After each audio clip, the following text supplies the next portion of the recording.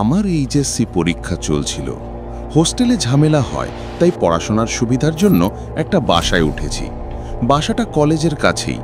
সে সময় প্রতিদিন সকালে ফজরের নামাজ পড়তে মসজিদে যেতাম।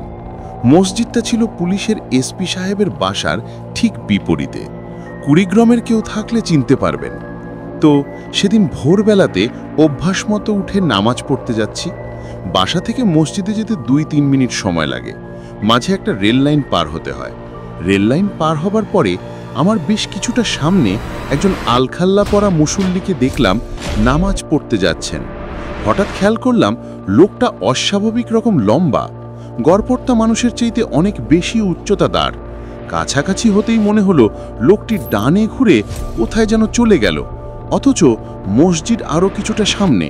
আর যেখানে সেই লোক ডানে ঘুরেছেন সেখানে রাস্তার পাশে মোটামুটি বড় একটা ডোবা, বৃষ্টির পানি জমে পুকুরের আকার ধারণ করেছে, কিন্তু কোনো বাড়িঘর নেই। অবাক হয়ে গেলাম, একটা মানুষ এভাবে কোথায় চলে গেল। ভাবলাম হয়তো তাড়াতাড়ি হেঁটে মসজিদে চলে গেছেন। যখন মসজিদের গেটে পৌঁছলাম তখন দেখি মসজিদের ভেতর এক মুয়াজ্জিন ছাড়া আর কেউ নেই। রাস্তার অপর দিকে এসপি সাহেবের বাড়ির বিশাল লোহার গেট। সেখান থেকেও একজন সেন্ট্রি রোজ সকালে আসেন নামাজ পড়তে, কিন্তু সে গেট খুলতে লাগাতে যে শব্দ হয় তা বেশ কিছুটা দূর থেকেই শোনা যায়। কাজেই লোকটা সেখানেও ঢুকে যায়নি, এটা নিশ্চিত।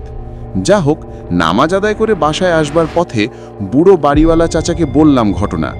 উনি বললেন যে আমি একা না, আরও অনেকেই নাকি দেখেছে এমন একজন বিশাল লম্বা লোককে মসজিদের আশেপাশে। আপনার সাথেও কি এমন কিছু ঘটেছে কখনো? কখনো দেখেছেন এমন লম্বা কাউকে? কমেন্ট বক্সে জানাতে ভুলবেন না। আমাদের কাছে আপনার জীবনে ঘটে যাওয়া ভৌতিক অভিজ্ঞতার কথা শেয়ার করতে পারেন স্ক্রিনে দেওয়া ইমেলের মাধ্যমে।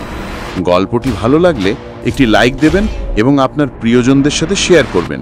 এমন আরও ভৌতিক গল্প শুনতে আমার চ্যানেলে সাবস্ক্রাইব করে রাখুন।